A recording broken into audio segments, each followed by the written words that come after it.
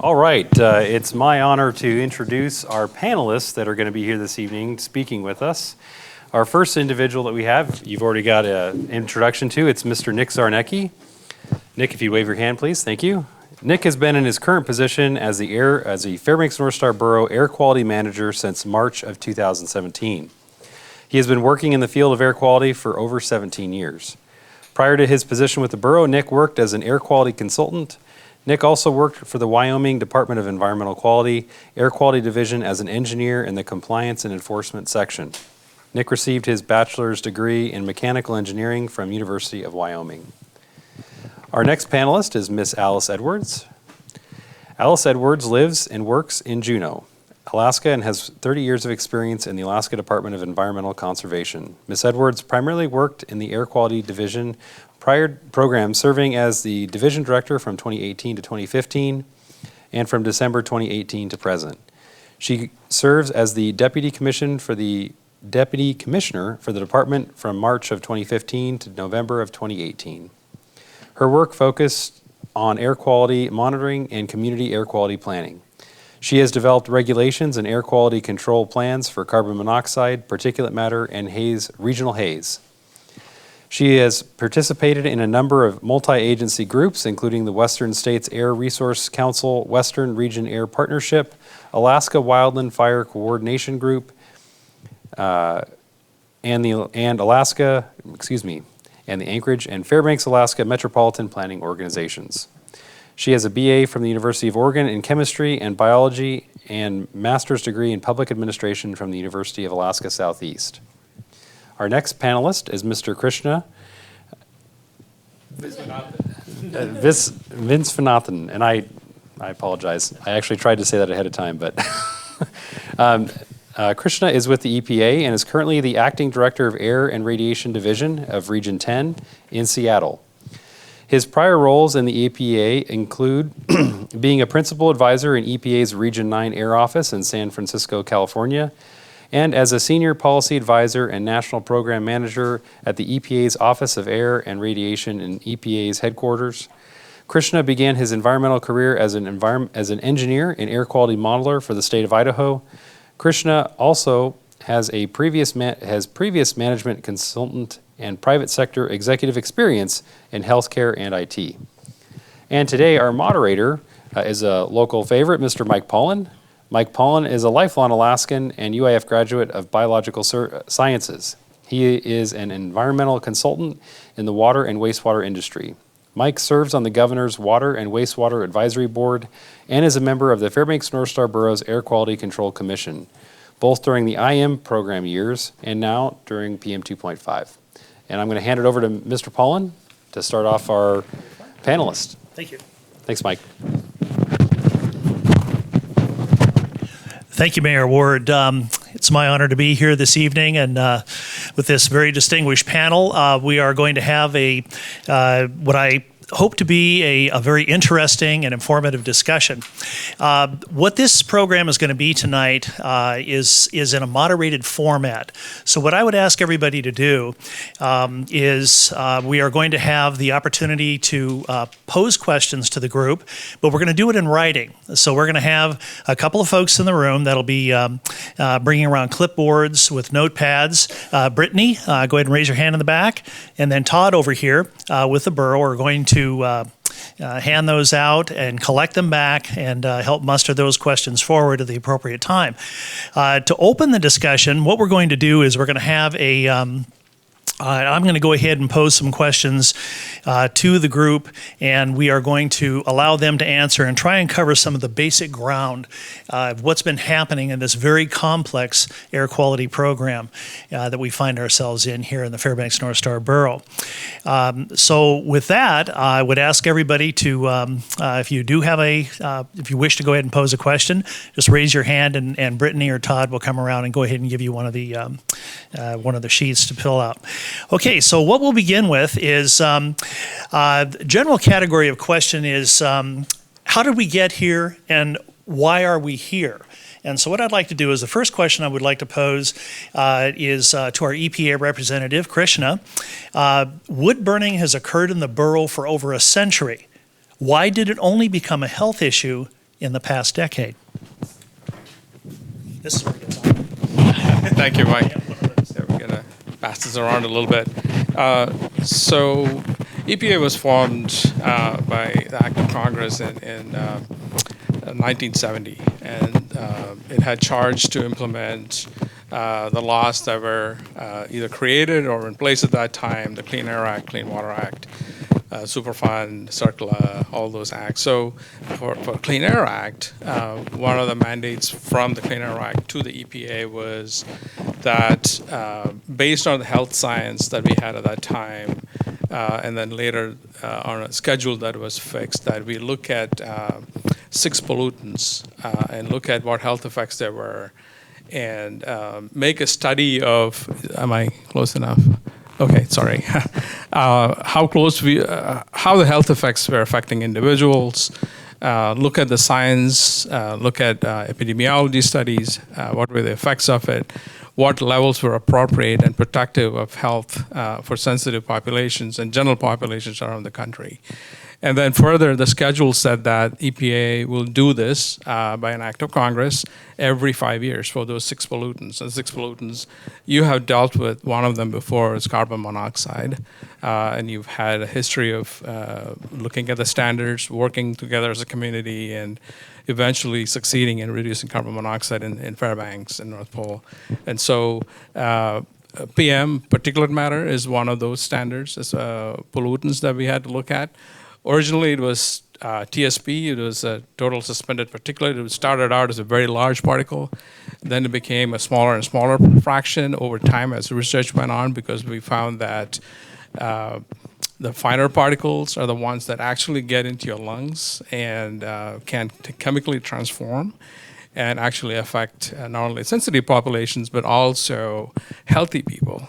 So as research progressed towards the 90s, and the first PM2.5 standard was set in 1997, 65 micrograms a cubic meter, and that was the level that was set at that point. And then 5 years.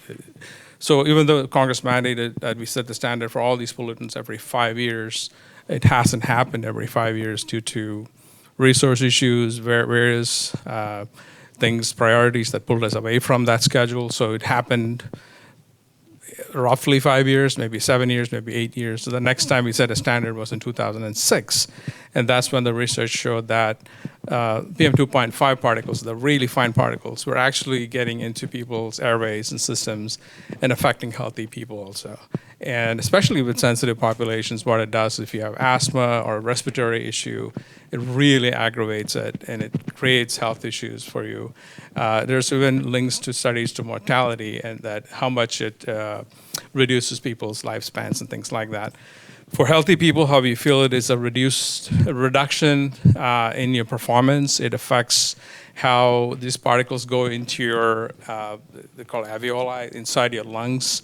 And that's where the exchange happens between pure oxygen and your blood gets oxygenated in your lungs. And when you have particles impeding that process, your blood doesn't get oxygenated. So oftentimes with air quality, what you find is that you have a headache or you feel dry, and you think, I just need water, I need to take a pill, but it's a relation to how bad your air is.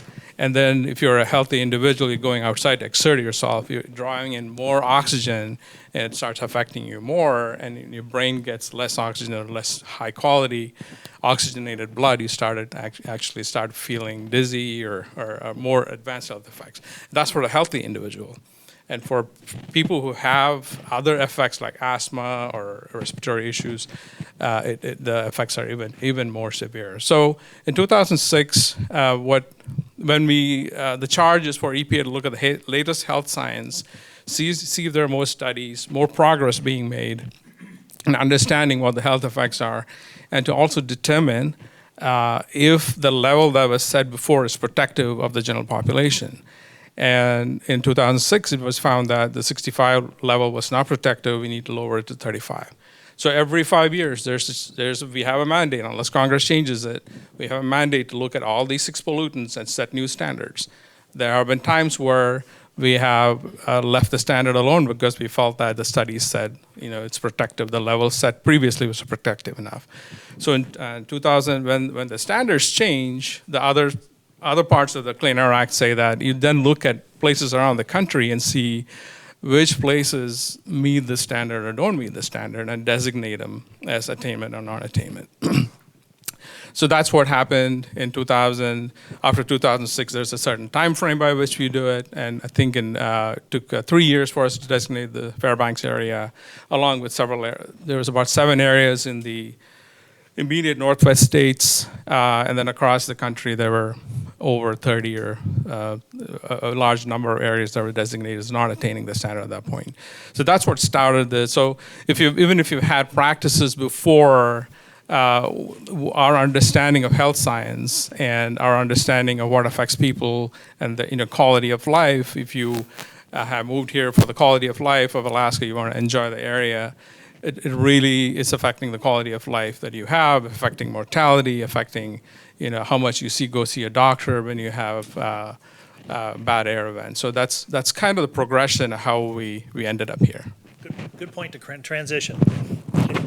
And for everybody who's handling the microphone, if you touch this part, it makes it rattles. So hang on to the wire. Okay. So our next question then is going to be for Alice, and the question is, what are the main contributors to PM 2.5?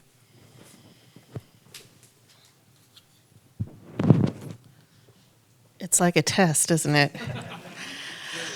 So fine particulate matter, PM 2.5, is a result of combustion. So that's where it comes from. So if you're burning a fuel, and it can be pretty much any kind of fuel, whether it's, we think of wood, oil, natural gas, all different types of fuels. If you combust that, you'll get really fine particles that are emitted because we don't, most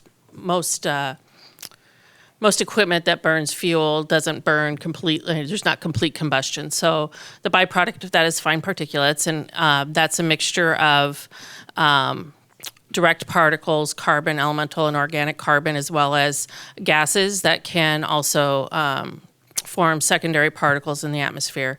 So the main sources are combustion sources.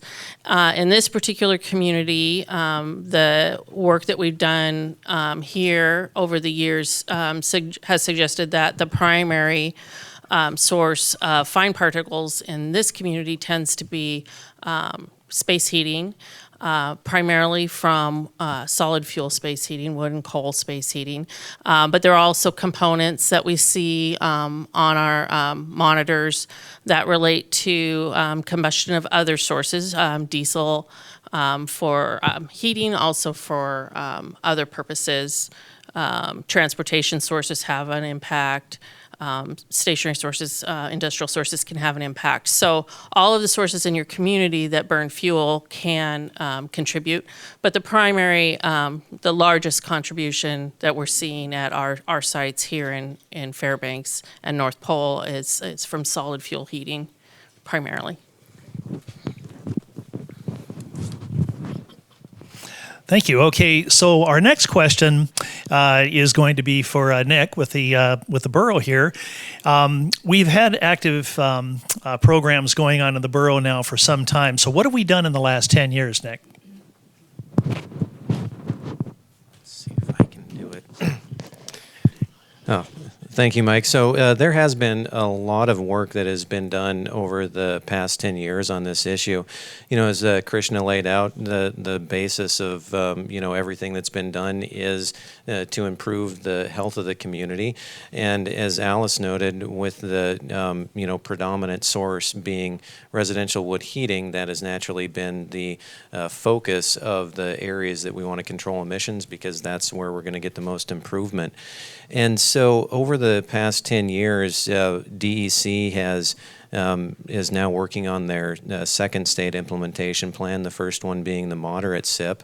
Within that, there were a lot of voluntary programs that included education and outreach, and the borough had run programs like the Split, Stack, and Store campaign to promote best burning practices, which reduce emissions. There's also been a wood stove changeout program that has been active within the borough for the past decade, and that's been a really good reduction of emissions. And in addition to that, there's other regulatory requirements that, these are kind of the more contentious ones that I think a lot of folks are definitely want to know more about. Those include the curtailment program, opacity regulations, and restrictions on the types of devices that can go in with, stricter emission reductions, looking at the cleanest devices that are out there. And there's others, but those are kind of the highlights. Real quick, does anyone have any questions they've been thinking about that we can hand out some while there? Thanks, Todd. Yes, and again, if anybody does have questions, please go ahead and put your hand up, and either Brittany or Todd will come around and just write the questions down, and we'll go ahead and go through those questions when we're done with our moderated panel. So the next question, we're actually going to go back to Nick, and I think this is one that is very telling as to how this program has unfolded. So the question is, what are the current PM 2.5 levels, and how close to the standard are we? And how did we get there? Nick?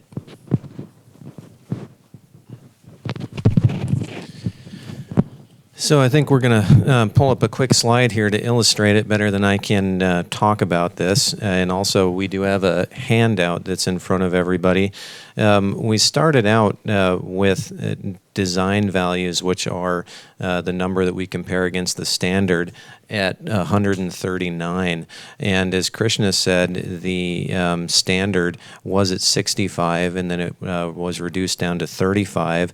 And so that kind of sets a really long bar with where we need to go.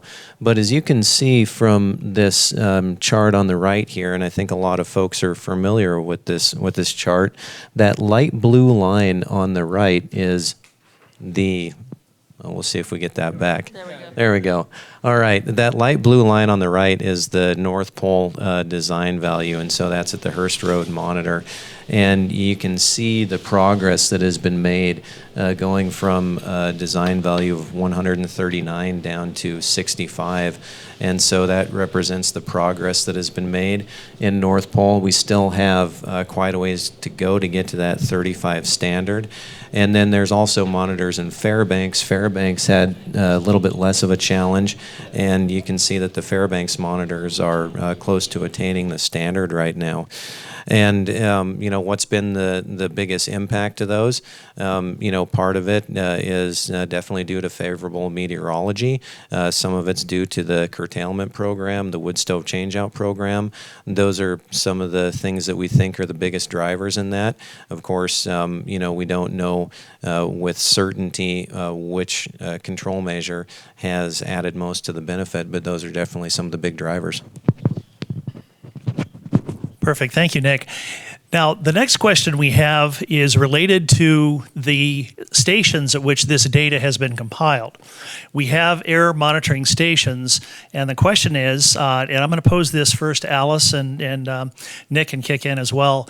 How were those sites selected, and are they really representative of the air quality conditions on average in this area? So if you look at the chart, you'll see that the longest running monitor that we have has been at the state office building in Fairbanks. So that was the monitor that has historically been in place. So as the borough and DEC have collectively been monitoring in the community for decades. So that was the long-term monitoring site at the time. It was meant there were carbon monoxide monitors in that area as well as particulate. It's in the downtown area, and it was meant to approximate and represent sort of a neighborhood scale site in the Fairbanks area. And that was the original monitor that we had, and it was the original monitor that violated. Over time, early on in that 2006 to 2009 timeframe, as we saw the standard change, we saw the concentrations we were seeing at the Fairbanks site, at the state office building site. There were a number of studies that were done. The borough did a lot of monitoring work, special studies to try and look at the community as a whole and try and identify how well that monitor was doing in representing other parts of the community. So over the years, there have been monitors in a number of different neighborhoods. There have been a number of different types of monitors out there. Ultimately, we needed to identify a maximum impact site, and it was clear that the state office building was representative of that area, but it did not represent a maximum impact for fine particles inside the non-attainment area. And so over time, monitors were put into the North Pole area, which ultimately resulted in a monitor at Hurst Road. I think there was a monitor at the North Pole Elementary for a while, and then ultimately that was moved to Hurst Road. There have been other studies that we've used using other types of sensor technology. These are the regulatory monitors. We've used other sorts of sensor technologies and other types of monitors to try and saturate areas and look at representativeness. So I think it was a couple of years ago, we did a saturation study in the North Pole area to see how well that Hurst Road monitor was representing that area, and found that the data suggests that it is a fairly representative monitor for the North Pole area, at least a mile around that monitor. It's not the highest spot that was found in that saturation study, but it's not the lowest either. So we think it's fairly representative. So, part of it is meeting the federal monitoring requirements for federal reference monitors. The other is trying to understand how monitors can be used in the community to help inform the decisions that are being made day to day in our air quality programs. And I know that the borough still operates a number of other special purpose types of monitors in schools and other places, and I'll let Nick talk a little bit about that. Oh, thank you, Alice. And just to kind of add on to that a little bit, the borough has operated a lot of different monitoring programs in the past. Some of them were the sniffer program, which went out and got some real-time data so that folks could see what neighborhoods were impacted the most, and it helped delineate where some of the hot spots are within the non-attainment area. That program was discontinued last year, but the borough still does operate a community monitoring program.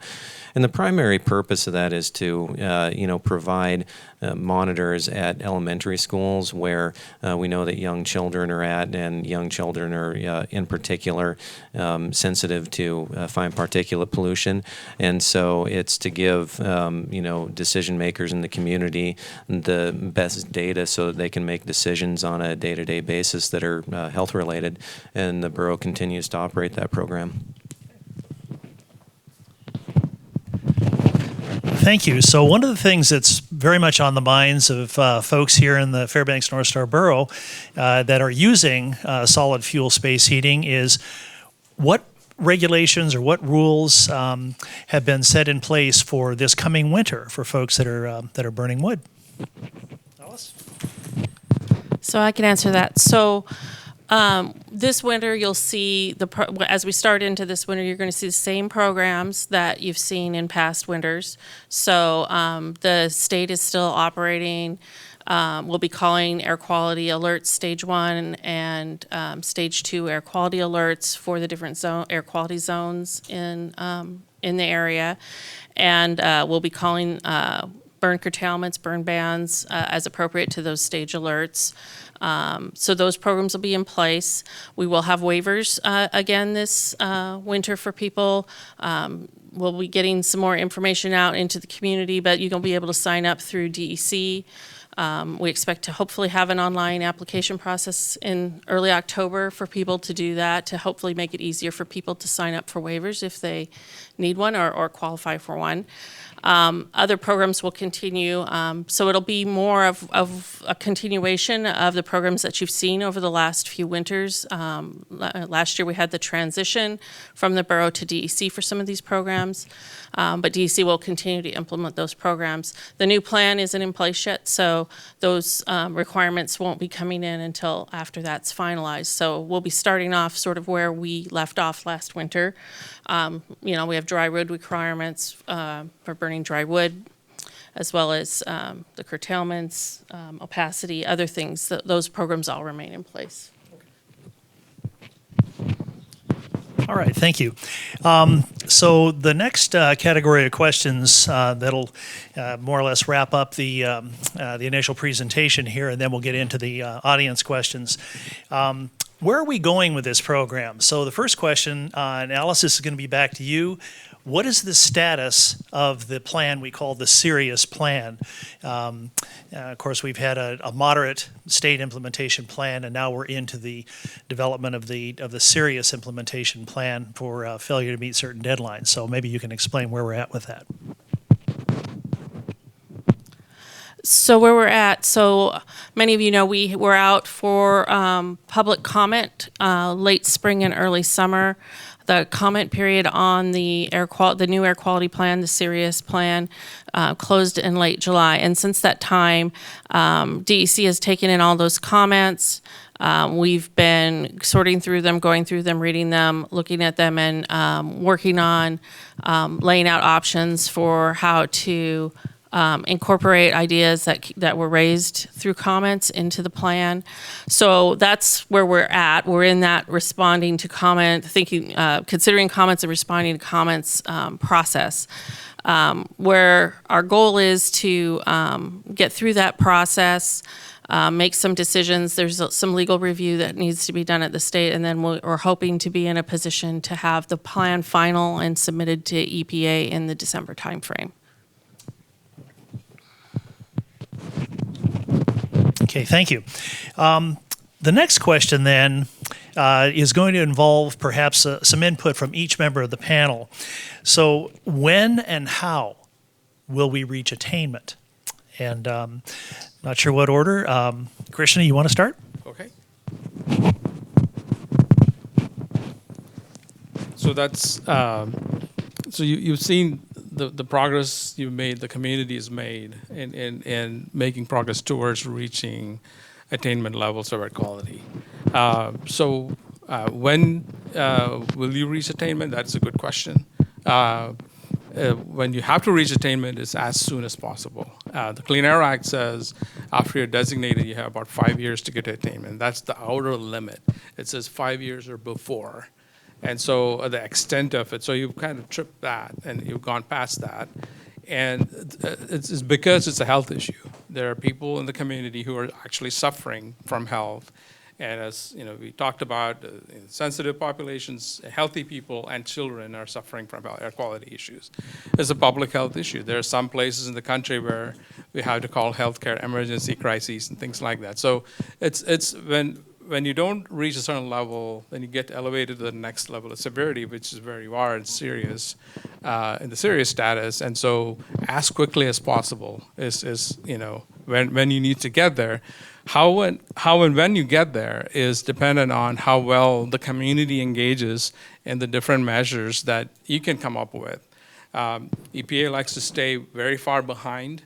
The Clean Air Act says that as soon as the air quality issue is identified, the local community, the local government, the state government take primacy in addressing local solutions and what works for you and your community. So continuing some of the wood stove programs, and when you are at the level where you are, where you're serious non-attainment area, all sources have to look at what they can do. That's where the Act says. All sources that contribute in this airshed, in this non-attainment area, have to look at what they can do to make as much progress as possible. And for industrial, factories and industrial sources, they have to look at a level of control called the best available controls. Other sources that contribute have to continue to do more of what you're doing. If there's innovative programs, then you incorporate those into your mix. And everybody has to sort of, because your community is in a public health threat, and you have to get over it. So everybody has to participate. I'm kind of missing a few things that people can do, but I'm going to let Alice and Nick contribute more. As far as the how we get there, how we get there is looking at ways that we can, reduce those emissions as a community. A really big and positive step was the stakeholders group that was convened last year. I think that stakeholders group looked at a lot of the really difficult issues and came to some compromises that would be solutions that would fit this community. And that's the most important part, because none of the solutions are necessarily easy at this point. And so finding things that fit the community is how we're going to get there to reduce the emissions. And when we're going to get there is, as Alice stated, we think we can definitely get there. It's just a matter of time, and it's community involvement and community engagement, I think, that is going to get us there as expeditiously as possible. Okay, thank you, panel. So the next question, I'm going to direct this first to Alice and then to Krishna. What happens if we don't attain the standards?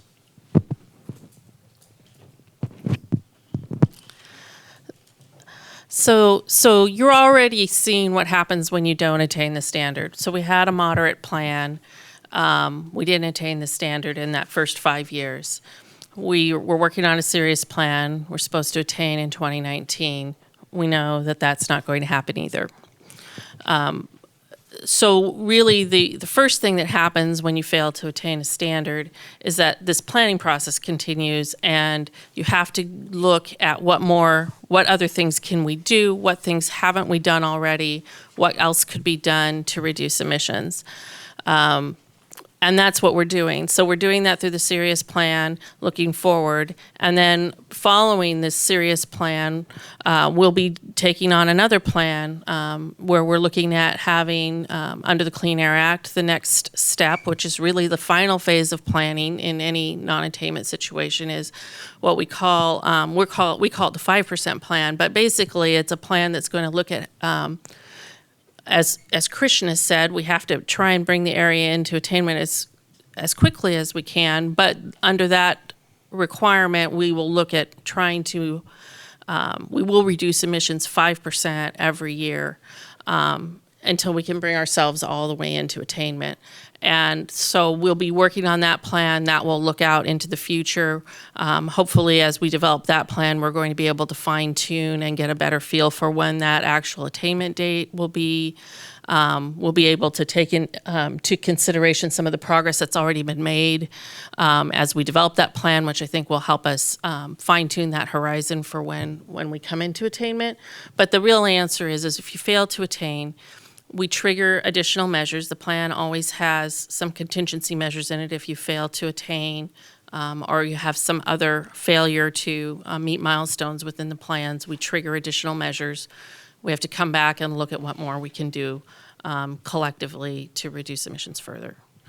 I don't know, Krishna, if you'd have more to add. No, I think you've pretty much covered everything. So when you submit a plan, and the state submits a plan, in December of this year, that's when we expect a plan to come to us. We will also look at that, and we will see what elements of that plan are, there's a couple of things that we do. We look to see if all the elements of the plan are there, and that is called a completeness process. So have you submitted a complete plan to us that has all the elements that will move the area towards attainment? And then when that process is over, then we look at whether all those elements are substantively going to move the area towards attainment. So first is, you have all the parts that you need for the car, and then second one is are the parts working? So that's sort of the analogy I can give. And there's also a process where if the state fails to submit a plan at all, and doesn't submit a complete SIP as well, then there's consequences. The administrator can bring forth sanctions against expansion of industrial companies here, as well as sanctions against highway funding for the area. So those are things that we would not like to take at all and bring into play. So we are expecting that the plan that comes from the state of Alaska will be complete, and we are expecting that we'll be able to move forward. And a lot of our work, a lot of our focus is on making sure the borough and the state are able to put into the plan the elements that needed for the plan to succeed, to bring the area into attainment. A lot of our focus will be on those, making sure that the plan is successful. But at a certain point, the elements are not there, the state is not willing to implement those elements to move the area forward, then sanctions apply. And there's also a process where if areas that we say are need improvement in the plan and those are left unaddressed, there's a process by which then we take over those parts of the plan and start implementing those parts of the plan according to what EPA thinks is appropriate. We also don't like to go down that path. That's called a federal implementation plan. We don't like to do that. We like the locals to own that process. So all the effort and energy from EPA will be to make sure that the locals and the state are successful in not only developing the plan, but also implementing the plan.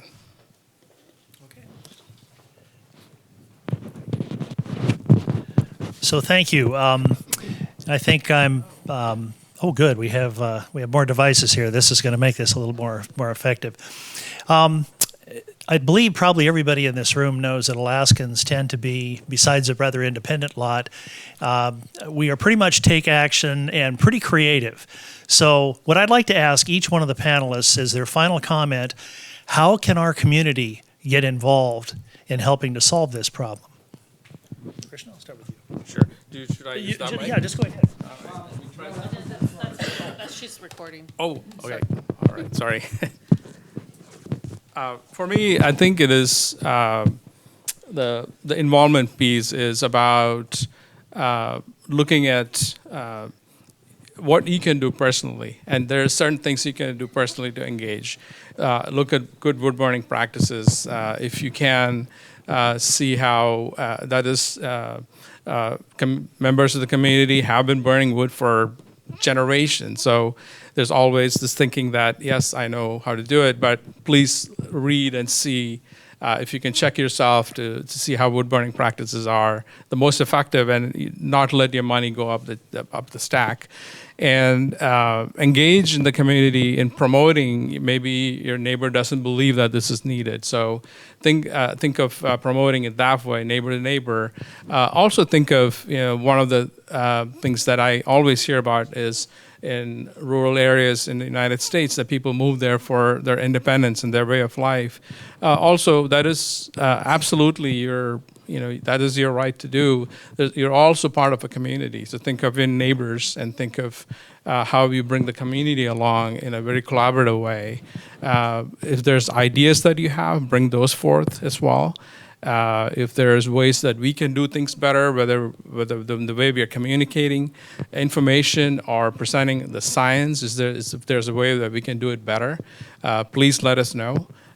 So those are kind of things that we think might help, but definitely not the only things that I can think of, but let my fellow panelists think of something.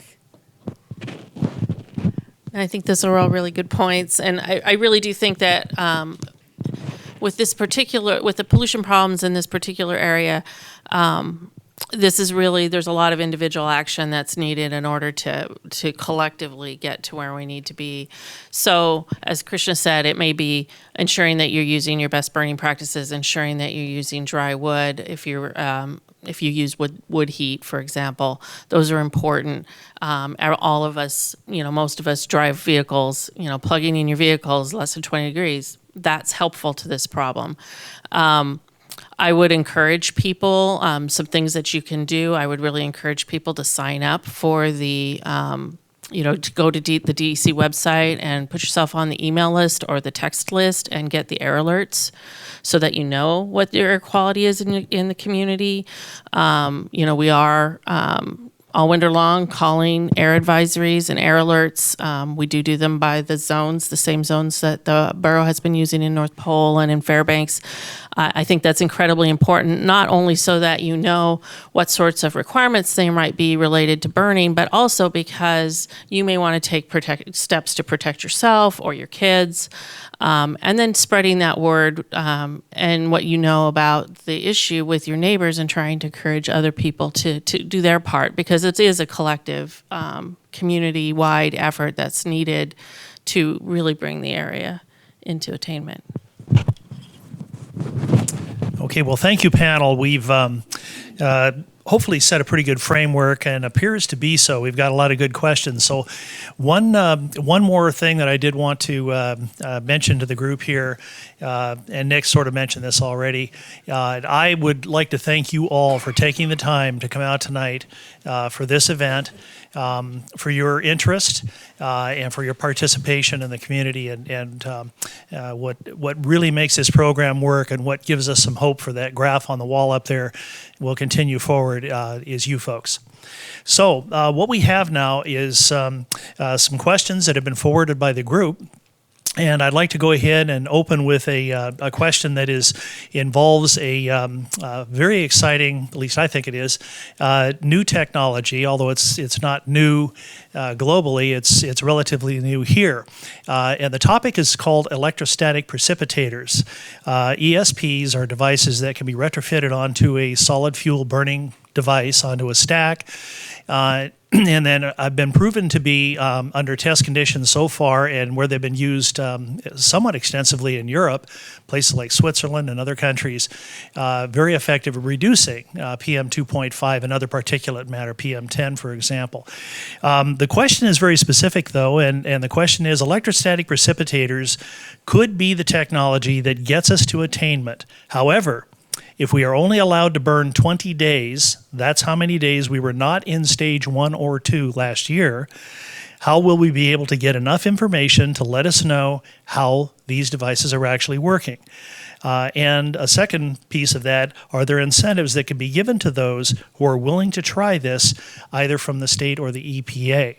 And I'm not sure which panelist would like to tackle the ESP question. I will... Okay, I'll hand it off to Nick. To start with the data question, a very good question with, how are we expected to look at field data and determine, how, what the emission reductions of these devices are if there's not very many days that you can burn and utilize them. And, the first thing is when we're going out to collect data, we can certainly collect data and still comply with the state's current rules. I think there's opportunities. You could go to the Fairbanks area to collect data, or you could move outside of the non-attainment area in order to do your data collection. And then that would help get the necessary proof that whether or not these things function and how well they function. And with the ESPs, there's currently there's nothing prohibiting folks from going out there and putting an ESP on a device right now. I think the real sticking point is whether or not they'll be granted a waiver. And when we're in a serious non-attainment area such as this, we have to fully vet a technology before it gets used in the plan as a waiver to a curtailment program. And then I can pass that on to Alice for additional. No, I think that's a good point. And DEC heard very clearly from the community during the public comment period about the desire to be able to promote these innovative technologies, to learn more about them. I can't say at this point what the decisions are going to be made around ESPs in the final plan. We certainly heard that. We certainly don't want to discourage the exploration of the technology in this community or the use of innovative devices. As Nick said, there's nothing that prevents anyone from putting an ESP on a unit here in the borough, and we're certainly considering all the comments we received related to waivers and other aspects associated with ESPs and innovative technologies. So I apologize I can't give you a decision on where that's all going to come out at the end, but it's certainly something we're aware of. We want to continue to encourage the data collection that is going on and the efforts that are being made in the community to look at this technology to see how it works here. And I would say that, data is helpful to us, especially in a regulatory, when we're looking at it for more of a regulatory framework. That's always helpful. Krishna might have a little bit to add on that too. So we're excited when new technology comes to the fore. EPA has had experience looking at experimental technologies and approving them or not approving them. And we make sure that the device, because it's used for public health and it has to withstand the highest level of standards of scrutiny, that it's done in a very rigorous way. And it's if it comes to the regime, if it's applicable, so people do approach us to say, I have this unproven technology, but it cures all water quality issues. And so we accept that, but we show, okay, we want to see the test results and the protocols are solid, and whatever regime it takes for that device to prove itself consistently across all conditions, using all standards, all variations of data collection and using statistics, so it has to withstand not only performance of the device itself, the maintenance it takes to perform at the level that it is intended to, and so the framework it needs to make it to be successful. The example I can provide is, so electrostatic precipitator is something we're very familiar with in industrial applications, large-scale industrial applications, and it works in a certain way. It works differently for each industrial application. And if somebody comes and tells us that, well, this is going to work at 99.99% for the duration of this machinery for the next 100 years, we have a hard time with that. You just cannot stick something somewhere and hope that it performs its peak efficiency across its lifetime. It takes a maintenance regime, it takes an operation and maintenance plan to do that. It probably takes investment and cost. So the truly understanding of the steps it takes for the machinery to perform and the cost you include in that is critically important. So we'll be making these comments to the protocol that's going to be used here and make sure that the community understands that there's a high hurdle. It's not going to be something because it concerns public health. If we say that this is going to offer X percentage reduction and then we have to stand behind it and say to everybody that this is what it's going to do, and the ultimate,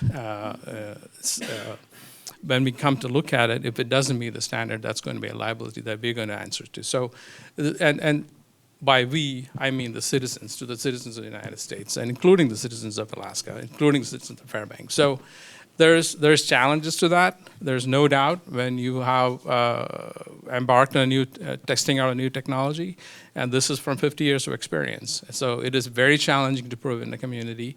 You're going to work through some of those challenges as a community, come together and figure out those challenges. But those are some of the frameworks from our experience that I can tell you what it takes to prove a technology to be used in the community. But we're very excited that it has emerged, and look forward to hearing more from the testing.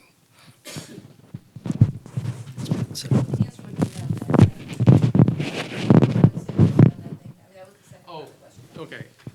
Right. The second part of the question involved, are any incentives going to be considered by the DEC or whoever, I guess, for using these devices? It's not my call, but I can definitely go and research that. What kind of grants are available for technology testing or piloting? That's something that I have to go back and look at. I don't have an answer right now, but it's not a no.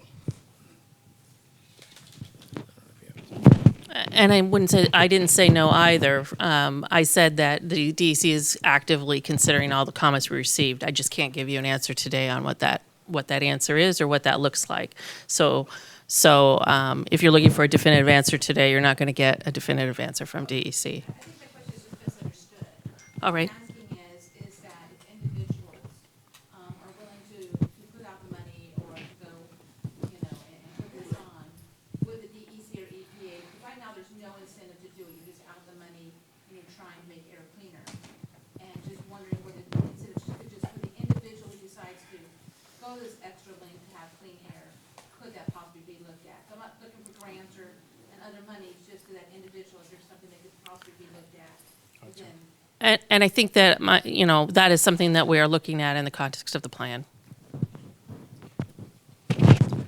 Okay, the next question we have involves the solid fuel burning appliance changeout program, and the question is, does the borough or DEC intend to pursue grant funding for wood-to-wood conversions, I presume wood burning appliance to a better wood burning appliance, once the current eligible wood stove changeout program funding expires?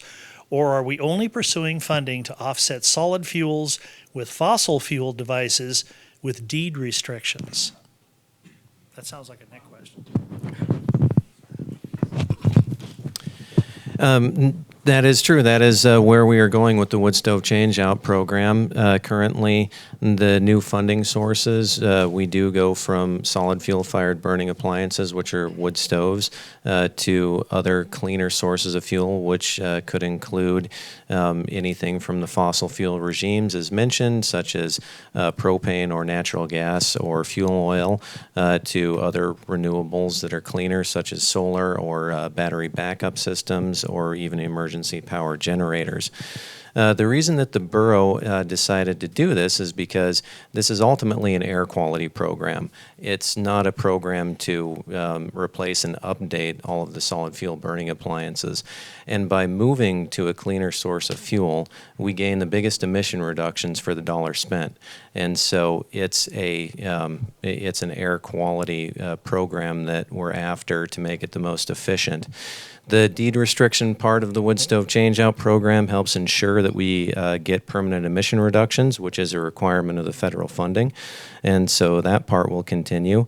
And right now, for the current grants, we have not written in a wood-to-wood changeout because the current grants are running extremely well, and there's a large population that's willing to participate and help us achieve these larger emission reductions. So until we start to see a drop-off of public interest in that, we'll keep up with our current management practices and we'll change it as necessary. Thank you, Nick. The next question is, and we're going to cycle back to the ESP discussion again because we were on that topic. Where is the borough now with a contract to test electrostatic precipitators, and when will we have data? So the borough this summer decided to move forward with the testing program for not only electrostatic precipitators, but other retrofit control devices. It's important to note that when the borough went out to bid for this, we had to competitively select other retrofit control devices.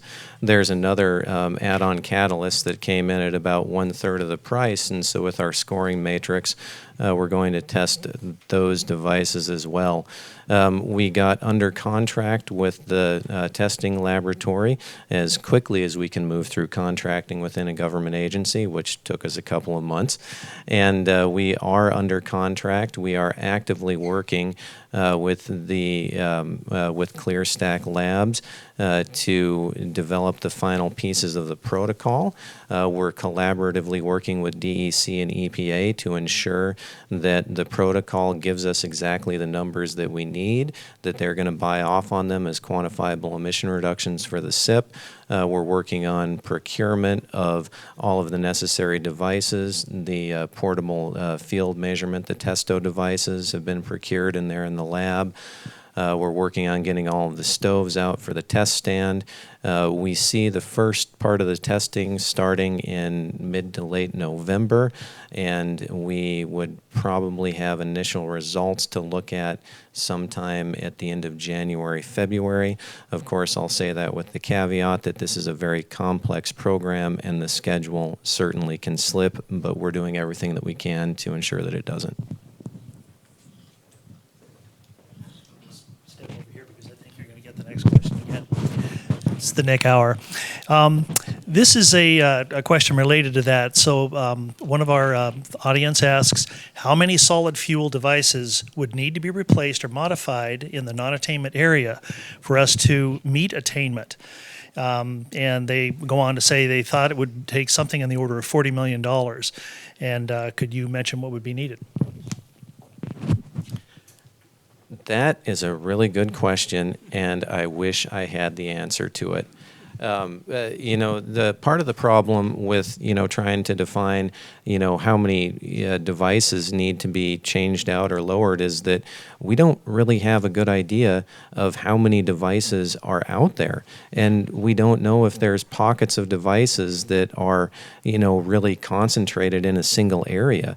And so without knowing that starting point, we can't really speculate as to where we need to go to reach the end.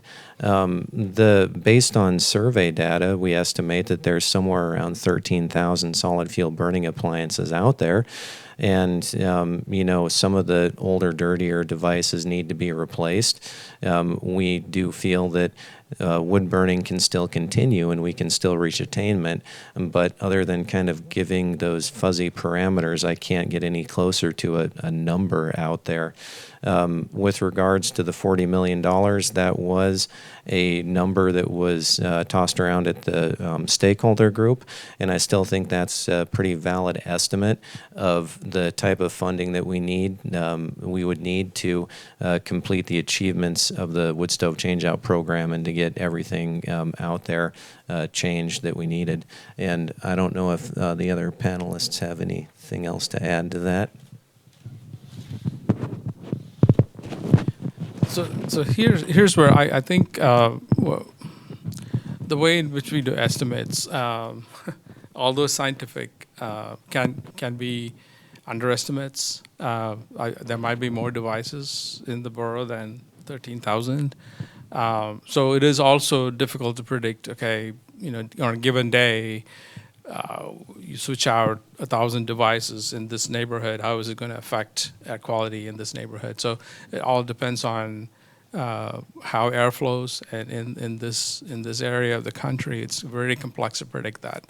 And so here's where I think even if you're not part of a formal program or something like that, the extent to which if you have burning practices that are outdoors or have solid burn wood devices, solid fuel devices, employing cleaner practices makes a difference. Every small effort makes a difference. So you need not be part of a formal program that is funded by EPA or the borough or the state.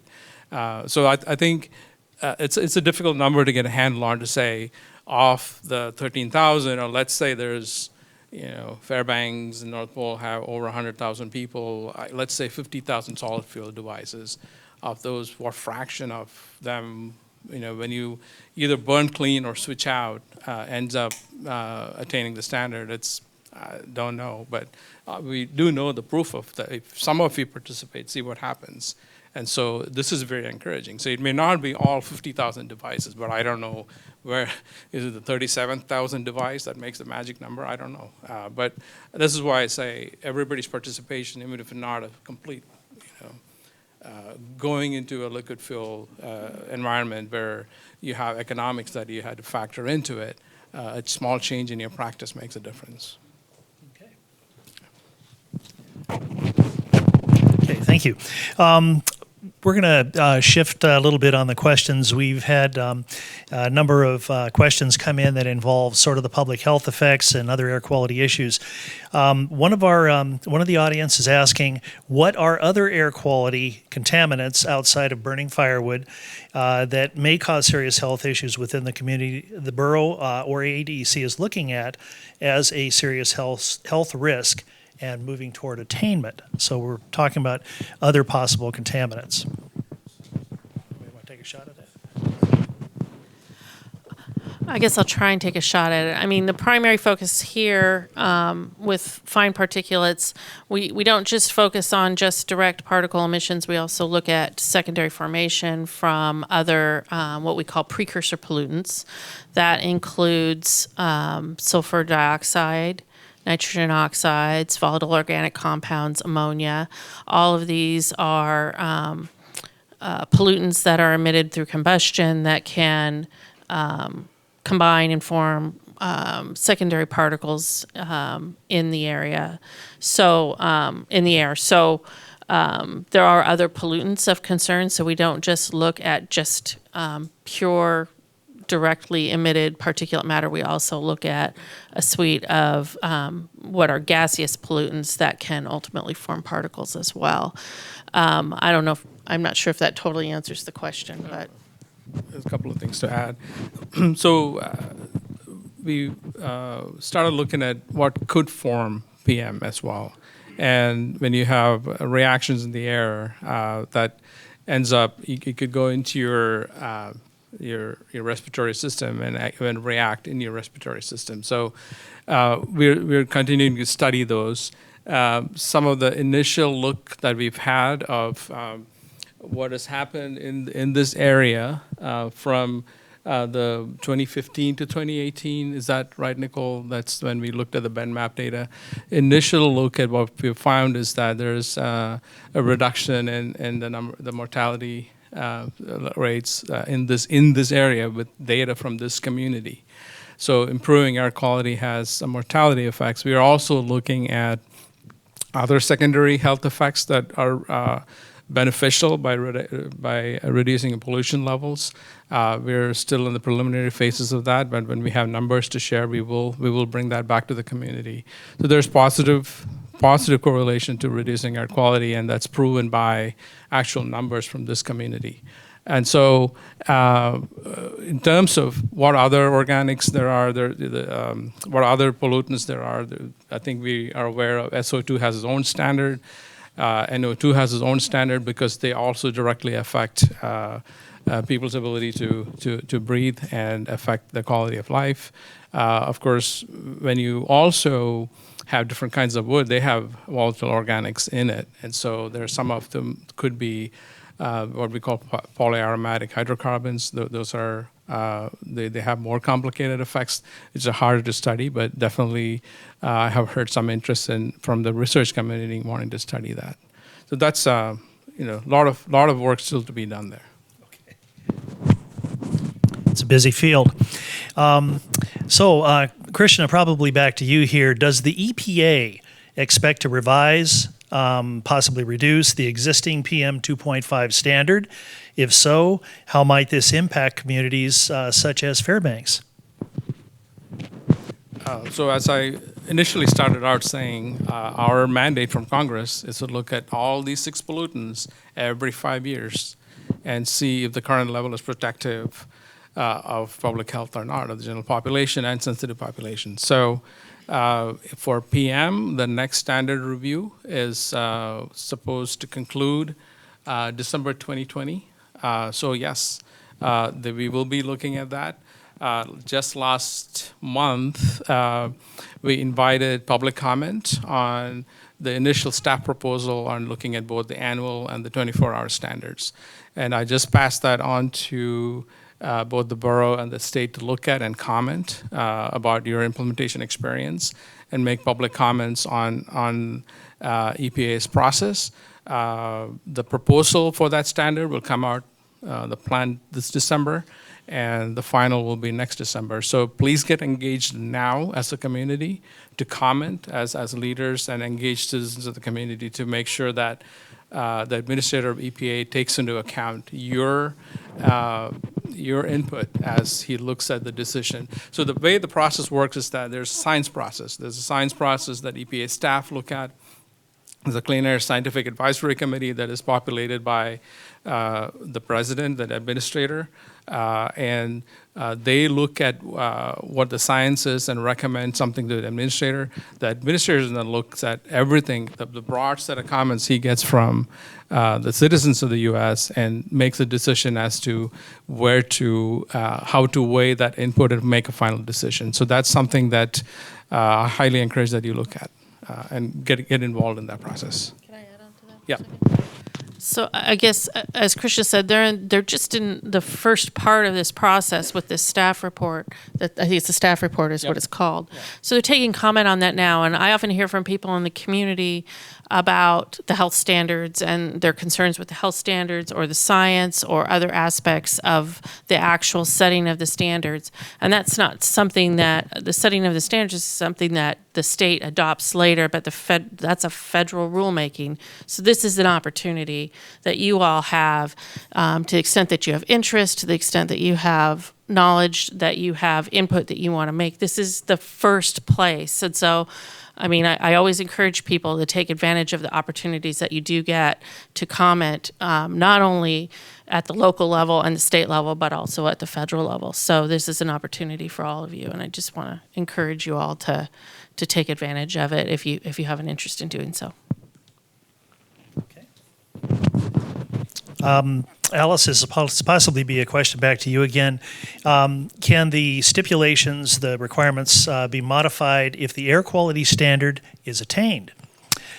Specifically, could restrictions on wood stoves for new construction and deed restrictions be modified? And they ask a little further, are the burning curtailments, which are based on the current PM2.5 levels, if the levels are low for a given period of time, could the curtailment be called?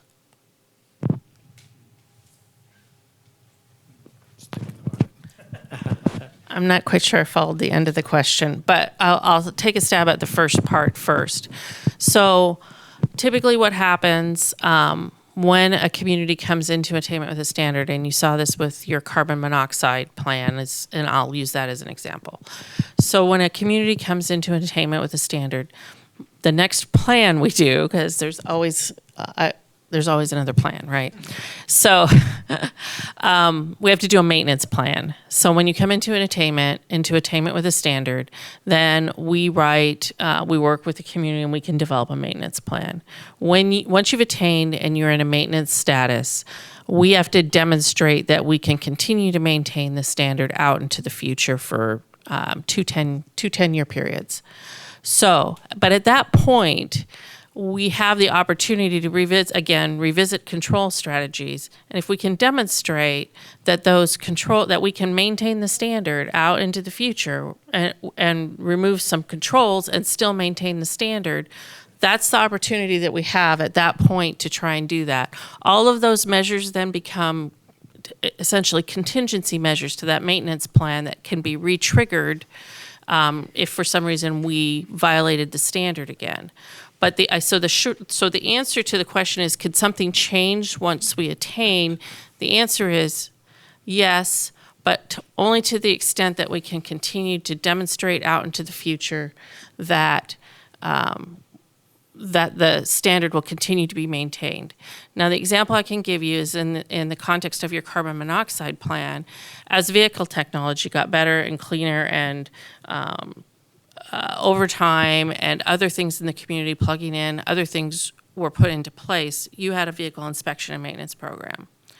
And at the time that we developed the maintenance plan for carbon monoxide, the new technology vehicles were just so much cleaner that there was a point where we could make the case to EPA and demonstrate that that program was not needed to maintain the carbon monoxide standard. And we suspended the programs, and the regulations still exist and could be re-triggered if we needed to, but we've never come to the point where we had to reinstitute that program for carbon monoxide. So that's an example where we made it a change to a control program that was instrumental in bringing down emissions over time for carbon monoxide, but over the long term, it wasn't required, at least to this point, to maintain that standard once we got there. And it could be that there are aspects of our fine particulate matter controls that as we get cleaner and cleaner wood heaters and other things in place, that there may be aspects of these programs that could be revisited. I don't know that that will be the case. We do have an example in Southeast Alaska. Juneau has had wood burning bans since the 1990s, and they still have them. They very rarely have to call them, but they're still on the books and they still use that control program. So it can depend on the local situation, but there are opportunities there. Another question, sort of along the same lines, but this one I think is going to go to Alice. Knowing that outdoor wood and coal hydronic heaters have a much higher emission of PM 2.5, why does the serious SIP delay to ban them in the non-attainment area until 2024? The question continues, they should ban them now, basically. Well, I appreciate the comment. We received comments on our proposals. Obviously, there was a proposal for removal of uncertified devices, hydronic heaters, in the 2020-24 timeframe. We, under that proposal, we wanted to ensure that to the extent that people could take advantage of the change-out programs, that the borough would be able to manage the number of devices that might be coming through for upgrade and change-out. That was part of the thought process behind that date that was put in the proposal. I can't speak to what the final date will be because I'm not in a position to do that today as we're still deliberating all those comments, but that's certainly a comment we've heard, and I acknowledge that. Thanks. Thank you. Okay, you guys write good questions, by the way. We've got a couple others here that are getting a little more technical. And I'll let you guys juggle who gets it. Why are curtailments, bans, based upon fuel source and not based upon emissions volume per BTU ratings for the heating devices?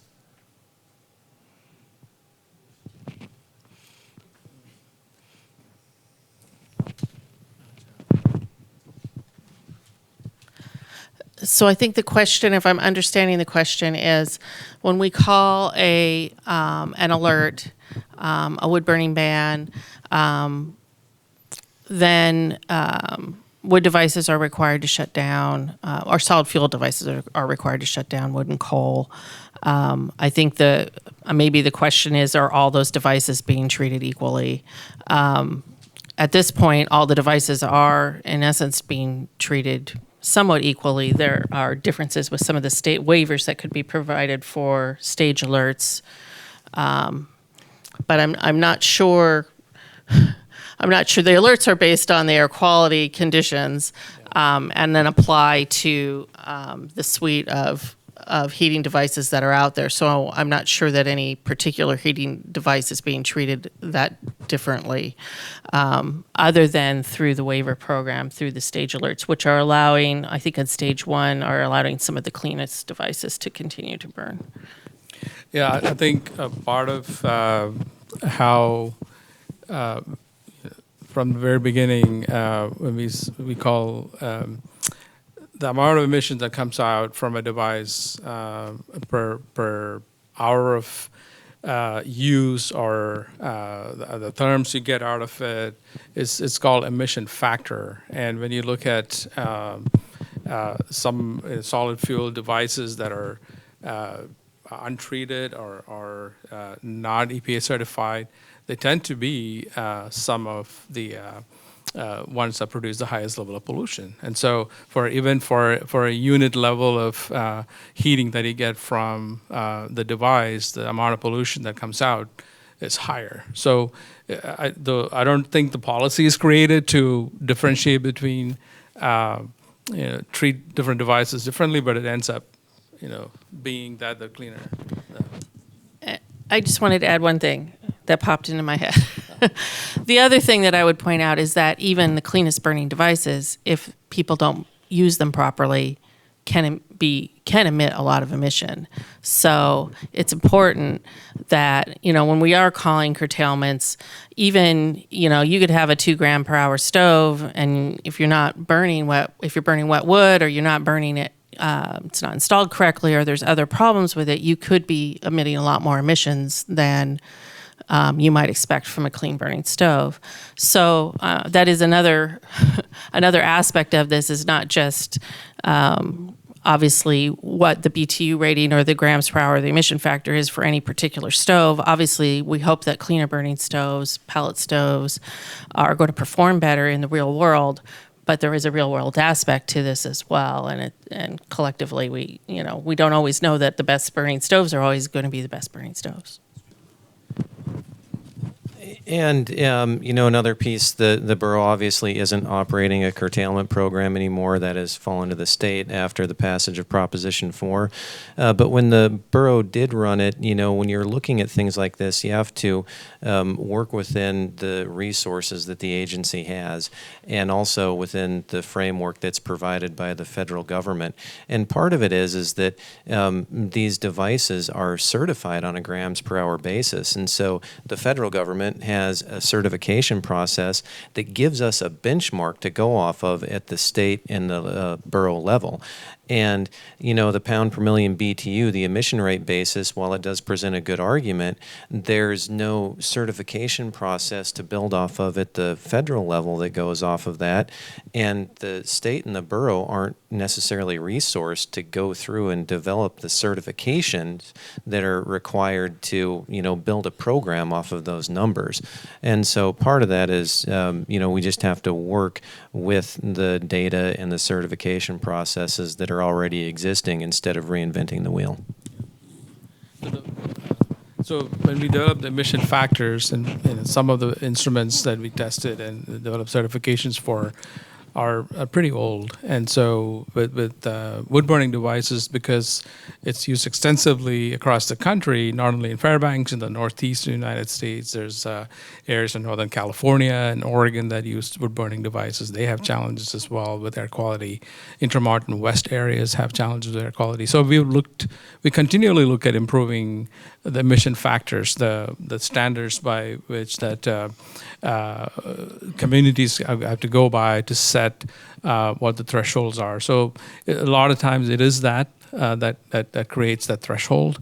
It's not supposed to target a population or anything like that, but the use of a device.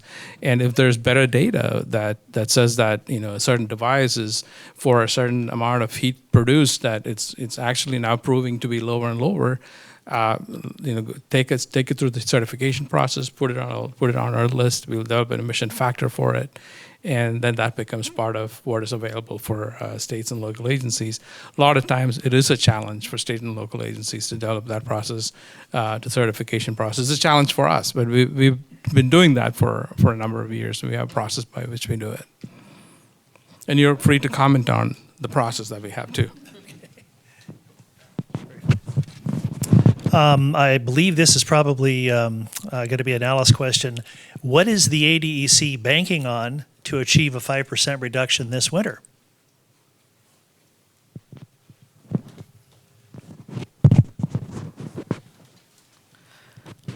So the programs that are in place will be,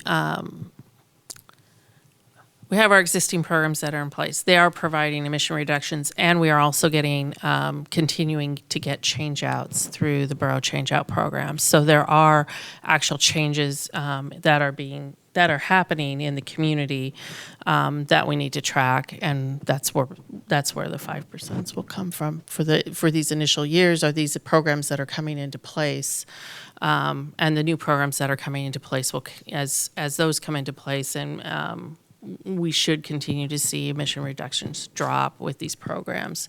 But the change-out program is one where you can definitely see turnover of devices over time that are providing emission benefits. That's the one that comes most to mind at this point.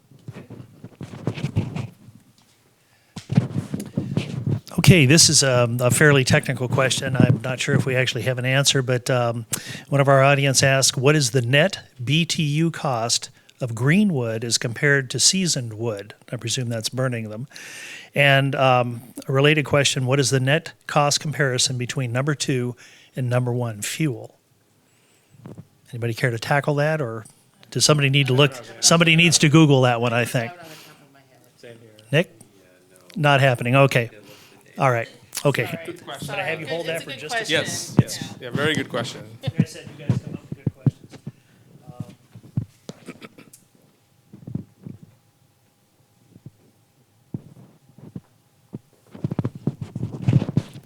Why can't the community have more time to solve the problem? All right, I'll take that. I think it goes back to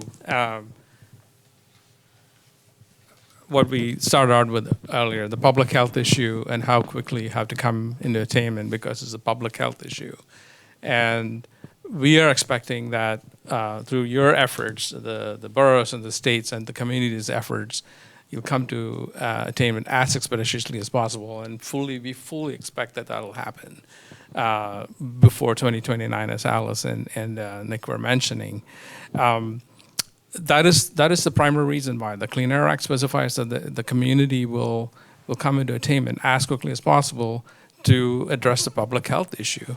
And we are concerned about that. I'm sure you as citizens of the community are concerned about that.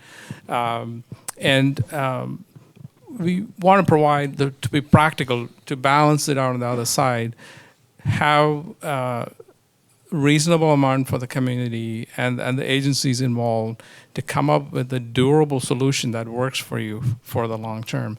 So we don't want to shortcut the process, but it's a balance between how long is it going to take you to develop a customized solution for your community, but also do it. There's an urgency here. I just want to impress. It may not look like we're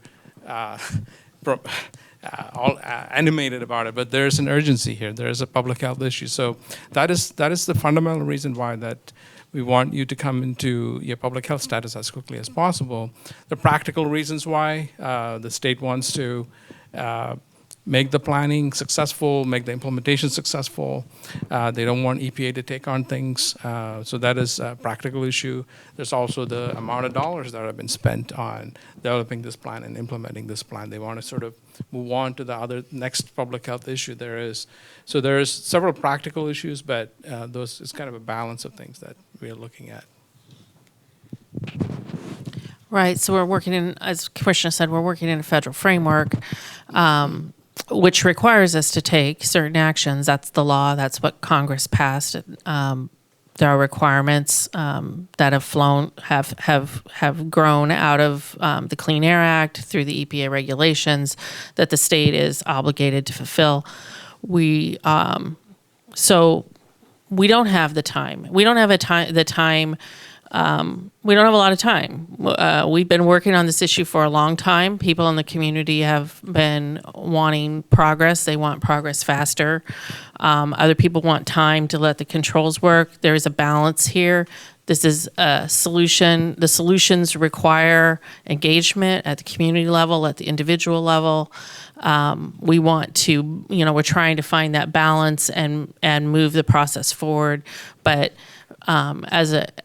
purely from a statutory and regulatory perspective, we have requirements that we need to meet as a state, or we face consequences. And those consequences are not just the sanctions or the consequences we talked about earlier. It's also consequences to the community and the quality of life and the health of individuals here. So, we're looking at timeframes here, and 10 years is not something that a lot of people would like to see as another 10 years. We've already been through 10 years. We would like to get to an endpoint. We hope we can advance the endpoint, but it really does take some engagement to get there. Thank you. And there was another comment which was very interesting. Actually, you just stated that one individual in the audience said they thought 10 years was too long to solve this problem. So there's people thinking about that. A question back to DEC. Is the DEC seeking or going to be granted enforcement authority by the legislature for regulating this program? Well, we keep hearing about this from the community, so I think the answer to that question is that our authorities are granted to us by the legislature. So if the legislature determines that they want to give us that authority to do what most people are talking about is to have administrative penalties for air quality, that's something that the legislature would need to take action on. In the interim, DEC will be doing compliance work. We will use the tools that we have. We do have tools to do compliance. We can use civil remedies. We have a number of mechanisms that we can use. Are they as efficient as perhaps administrative penalty authority? No, but we do have methods to do that. That's what we'll use until and unless the legislature grants us that authority, and that's not something that's within my power to obtain. That's with with our elected officials.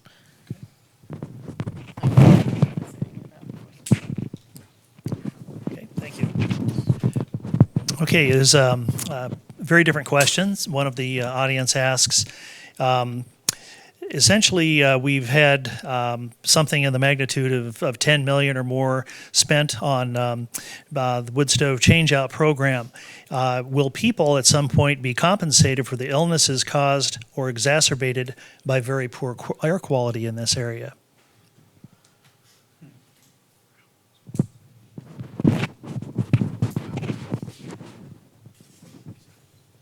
That is the societal cost of air pollution. I think when you do, when there is poor burning practices in air pollution, the cost of healthcare way outweighs what you might end up, if you have had a ED visit or a urgent care visit, how much it just magnifies very quickly and out of control. So that is a cost that that the people who suffer through that do bear.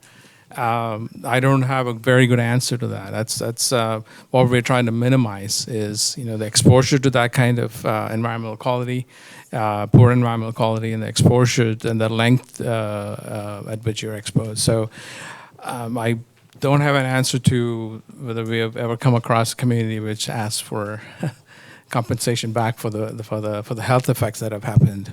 It's a good question. Something that I will go back and ask within EPA to understand more if it's happened before. See any things? Okay.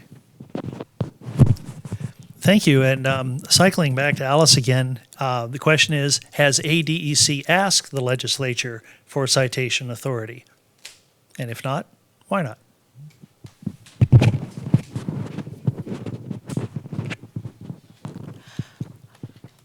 So the state has not brought forth a bill asking for that authority, not in recent years. I can't speak to historically why or why not why that authority was or wasn't granted in the past. There hasn't been any recent legislation. That would have to be advanced by the governor and or a legislator. So I can't really speak very much to that other than to say that I'm not aware of any legislation that's been proposed. I think the question was, has the agency asked the legislature to do that? I don't even know if that's possible. It would go through the governor's office. Okay. All right. Next question. In this regards, new buildings that are being constructed as we speak in our community, are they allowed to burn wood or install other solid fuel burning devices and add to the current problem? Can you repeat the question? We have new buildings going up in our community that are currently being allowed to burn wood or have other solid fuel burning devices and add to the current problem. Is that still being allowed, essentially? So I think if I understand, the question is this installation of solid fuel fired devices in new construction, if I'm understanding the question. So that is something that we were looking at. I believe we looked at inside this current air quality plan that's under deliberation.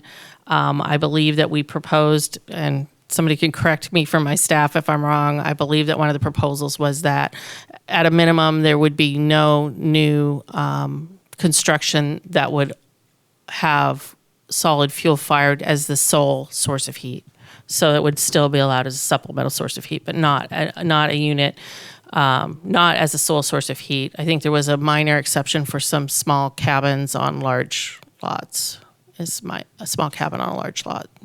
So that's what the proposal is at this point that we had put forward. So the question is, this is related to fuel oil burning.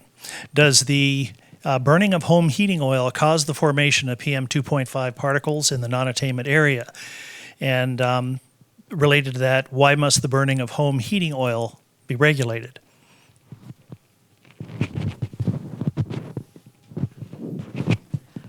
So the question surrounding home heating oil is that when we, as I said earlier, anything we burn in our heaters, in our cars, anything we combust can produce fine particles.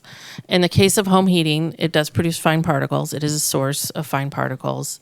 It's also a potential source of, sulfur dioxide emissions, and other precursor pollutants. So the reason that we have to look at home heating from fuel oil is that it is a source. It's also a source that has been controlled in other areas, and under the serious air quality planning requirements, we have to look at everything that has been done in every community across the country that's also dealt with fine particulate issues over the years. So that was a control strategy that we needed to take a look at. I think, and my staff can correct me if I'm wrong, about 15 to 20% of the particles that we see on our monitors are the result of sulfur. So sulfur sulfur dioxide is a precursor pollutant that we have to address in our air quality plan. That EPA requires us to address, and so that's why we've been looking at home heating as a source and also as for potential control. And in communities, I think in the Northeast, primarily, they are using very low sulfur content fuel for home heating fuel at 15 part per million sulfur. We looked at that. We also looked at going to diesel number 1 in this plan. So those are the things that we proposed, and are obviously we took a lot of comment on that and are considering those comments. But ultimately, the reason that we're looking at it is because not only does it emit direct particles, not at the same level as, say, a wood burning unit does, but also because it is a sulfur dioxide emission source. And Krishna might have more to say about that too. No, I think just want to echo what you said. This is a result of sulfur dioxide in itself. It's a pollutant. It has its own standard, but in this case, it's more of how it contributes to particular matter formation in this environment. So that's how so all the precursors all the chemicals that form particles that are significant in the community need to be looked at, and that's why the state is required to look at it. Okay, the next question is, how were the non-attainment boundaries determined? So I think I got history. I think both Krishna and I have history on this, so we can go back in time a little bit.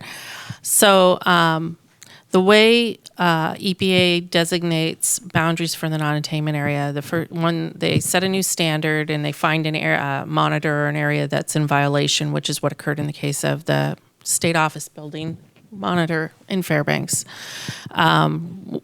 When EPA sets the new standard, then the state goes back and it looks at all the monitors across the state to see if there's any areas that are in violation. In this case, Fairbanks was in violation.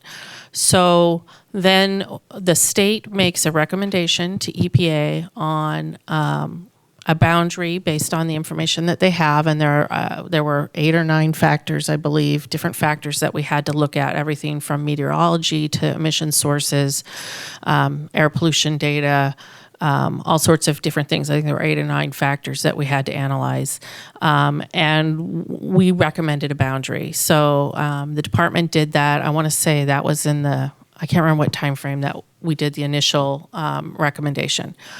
We sent that recommendation to EPA. The governor, the commissioner, on behalf of the governor, sent that boundary recommendation to EPA. And that was the starting point for our discussions with EPA on the boundary. Ultimately, EPA sets the boundary.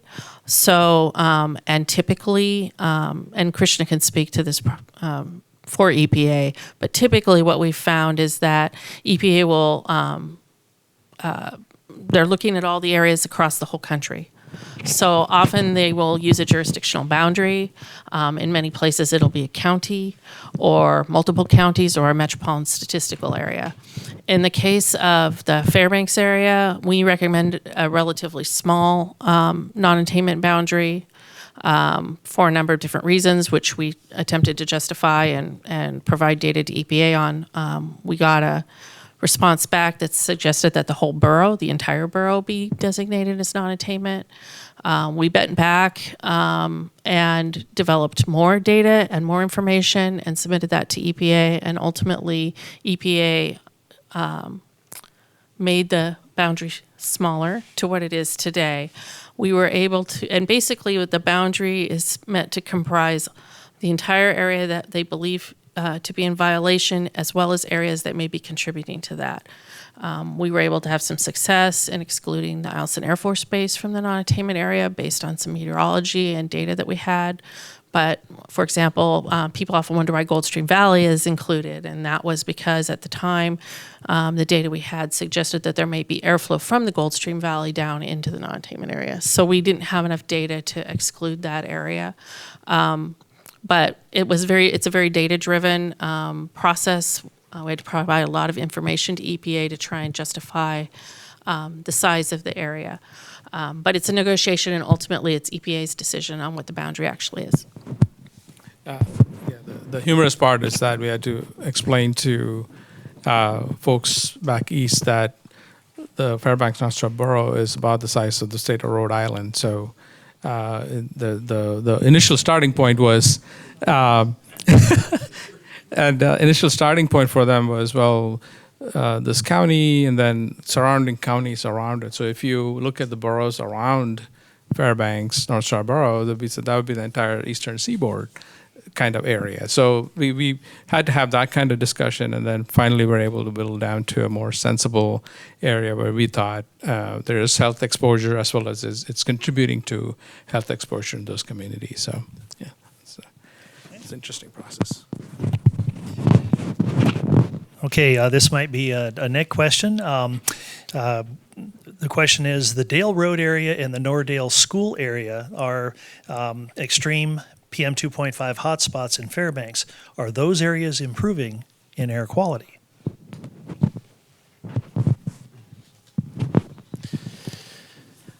Oh, that's a really good question. And, I'd have to go back and look at some of the historical sniffer data.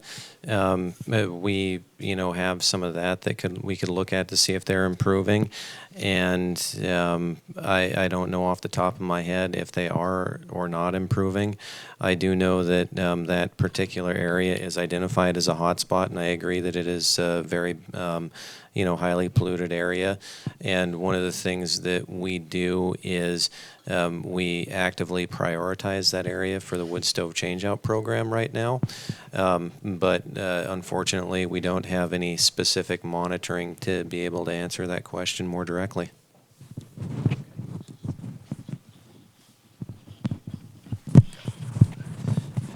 Thank you, Nick. This is actually going to cycle back to ESPs one more time. Stoves have been approved by the EPA. There is no required maintenance or protocol to use them correctly. ESPs need to be maintained, of course. Why do they have to have a proven maintenance program, but stoves do not?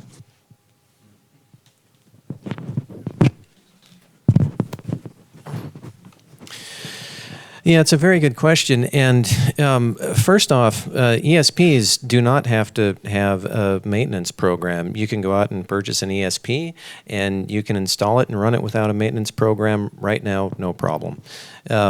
I think where it comes down to is that when you ask for an exemption to the curtailment program or an exemption to another regulation, if you now have this device that you're asking for something for it, now comes the point where we have to quantify and prove that the emission reductions are permanent and real. For wood stoves, there is a certification process that goes through, and that certification process is very rigorous, and it's OEM, the original equipment manufacturer only. It's certified in laboratories, and when they go through that and they determine that if a person operates and maintains that stove per the manufacturer's recommendations, then those emission reductions are achieved. When we're working within the confines of a serious SIP, we do need to look at the operation and maintenance of any new technology that comes in.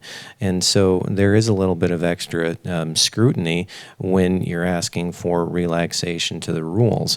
One of the reasons why we have certification processes not because it's perfect, but it goes through a threshold of testing and under various environments that gives anybody who is looking at it from the scientific community or a critic or somebody who wants to look at us from a legal framework to go and take a look at the testing and say, actually, it has gone through this process and will do what it's supposed to do.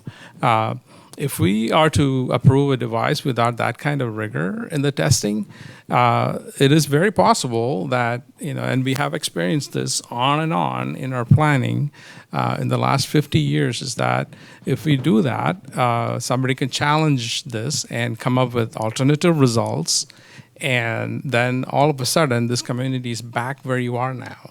And we don't want that 3-4 years down the road to somebody to come and say, well, your testing said it was 30 or 40% effective. We're finding it under these conditions is different.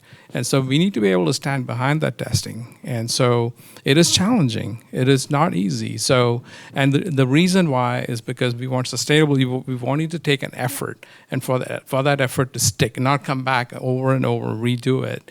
And that's one thing. And the second thing is it is a public health issue. And I keep coming back to that is because, so if the American Medical Association were to approve a process of treatment that is not effective for patients and they just let it happen, that's not very good for them when you're actually exposing patients to that kind of care. So we take it as seriously as that. So it is about a public health issue, and we want your solution to stick and be permanent one time so that the resources are effective, the community gets to clean health, and we are able to stand behind the results. So that's part of the reasons why we do that. All right. Well, we've reached very close to the top of the hour, and this program was scheduled from 6 to 8. What I'd like to do is just ask each one of the panelists for a very short, if you have any final comment you would like to make to the group before we close this evening. Krishna? Yeah, I would like to thank the community for coming together, for being engaged, for making these results possible. I want you to stay engaged. You have great ideas. Bring them forward. We will look at it with scrutiny, not because we are critical of it, but because we have to, for your own public health and returning to public health, and because we need to verify that. And really hope that you continue to be engaged, to bring forth your ideas, and input for us to improve our outreach to you. There's ways that we can do it better. And I will leave some cards here. You can directly contact me or my staff and be at your call. Thanks everybody for coming out tonight. I really appreciate it. Even the really hard technical questions that we can't always answer. we appreciate the engagement. We appreciate that you're all interested in the issue, and hope that we provided some good information for you tonight. I would encourage all of you, we're moving into another winter season. We just really want to encourage people, if you haven't signed up for to receive notification of alerts for air quality, please do so. If you are interested in waivers or any of our programs, we have a pretty in-depth website you can go to, or contact our staff, and we'll try and get you more information on different programs and requirements. But hope you all stay engaged, and I hope that in your day-to-day lives that you're able to incorporate actions that will help reduce pollution overall in the community. I think this is a real collective effort. We need everybody's help to get there. You guys are making tremendous progress, and I know it's been a long time. I think you're going to get there. We want you to get there, and we want to help you get there. So please take advantage of the information we have. We like your feedback. We like to hear what we can do better. So encourage you to stay engaged and keep yourself informed, and help inform your neighbors. Let your neighbors know about this issue. Yep, and in closing remarks, again, I'll echo both Alice and Krishna. Thank you very much for coming out and being engaged. It's your engagement that really helps us move this progress forward. This upcoming winter, I would encourage folks to sign up for alerts, to keep looking at the borough's website. We've got health-based data on there. Keep looking at the information and seeing how the fine particulate levels are this winter. In addition to that, please come down, check out the borough's wood stove changeout program. Look for our educational outreach opportunities that are going to be out there. And again, thank you for coming. Okay, ladies and gentlemen, perhaps a round of applause for Krishna Viswanathan, Alice Edwards, Nicholas Zarnecki. I have to make a final comment. Likewise. Yeah, right. The thing that we can do if we are burning wood, or if we know friends that are burning wood, regardless of what these folks are telling us to do, forget that they exist. Mm-hmm. If you're not roughly burning wood that's a year old, make every effort that you can to cut your wood or buy your wood soon enough so that it can be adequately dried and stored. The reason they don't have to tell us to do that is we're going to save money by doing that. And there's a lot of room for improvement. There's a lot of reasons that people aren't doing that now, but that's just something that we can work on. If the air gets clean, well, all right, we'll put up with that. Well, we save money by doing it. So we should do things like that that just make economic sense to do, and we can go a long way by doing it. I told you we were a people of action. Look at this. Thank you, Mike. Ladies and gentlemen, thank you for your participation. Have a great evening.